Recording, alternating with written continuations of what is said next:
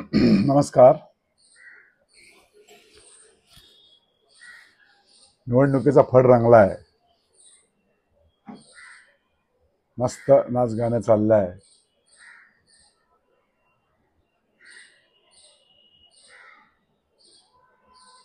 त्यात प्रिय कार्यकर्ता कुठेच दिसत नाहीये.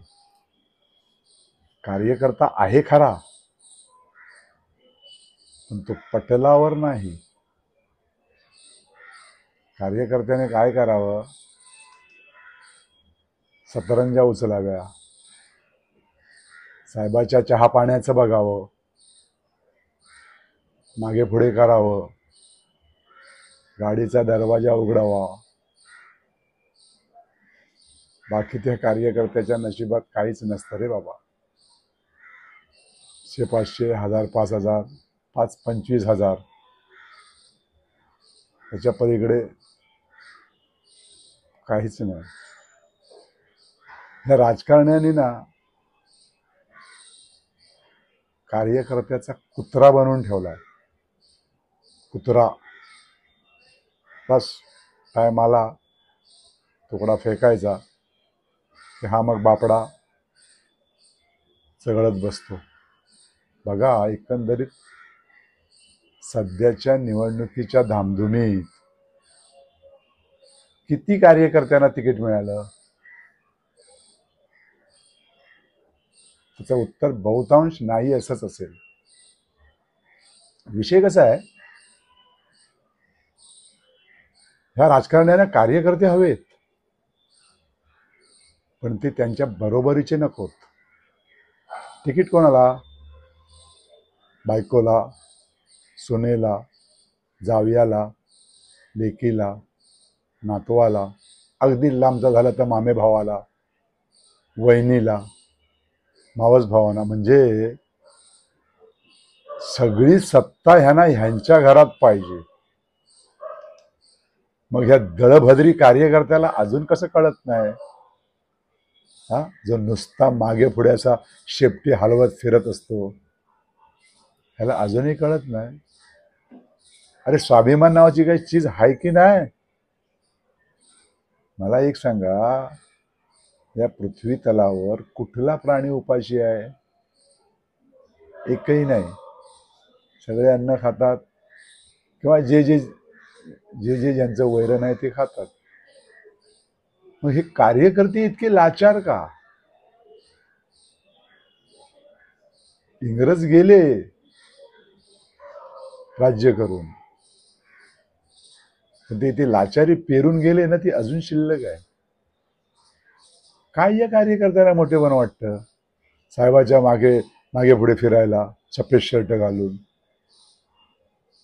त्यांनी कधी आपली लायकी तपासली का? इतकी निर्लज्ज माणसं. आणि निर्लज्जपणाचा कळस म्हणजे हे राजकारणी.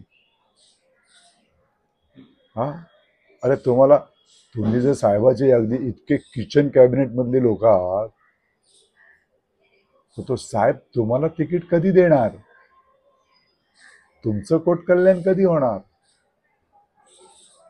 हा, का तुम्ही हेच ठरवलंय की साहेबाच्या चिरीमिरीवरच आपलं आयुष्य काढायचं, असं ठरवलंय का? मग मात्र नाईलाज आहे. पण एकंदरीत परिस्थिती बघितली तिकीट वाटपाची, तर हेच दिसत आहे.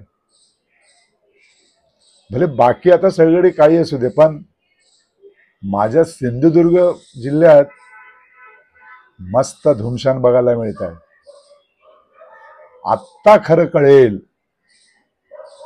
कोणाची तब्येत खरंच सुधारली आहे का सूज आली आहे. पण बहुतेक मला असं दिसतंय की हात दाखवून अवलक्षण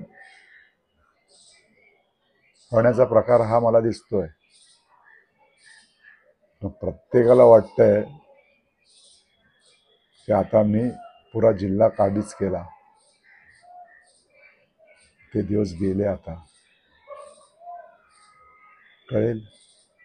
घोडा मैदान लांब नाही, 15-20 दिवसाचा काळ आहे.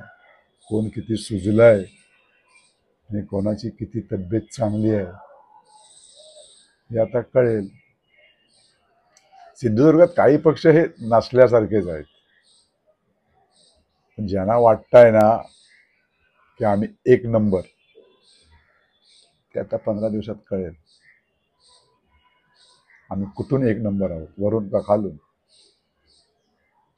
अरे काय तुम्ही प्रत्येक वेळी लोकांना गृहीतच धरणार का तिथे आम्हालाच मत देतील का? लोकांनी का तुमचं कर्ज काढलंय? तर लोक सुद्धा आता एवढे चतुर आहेत ना, पैसे तुमचेच खातील, मत तिसऱ्याला देतील.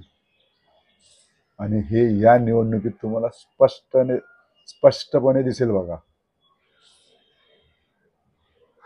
कार्यकर्त्यांना फिरा तुम्ही, रानो माळ फिरा, दारो दार फिरा. पण तुम्हाला मुळात त्याचसाठी ठेवलेलं आहे.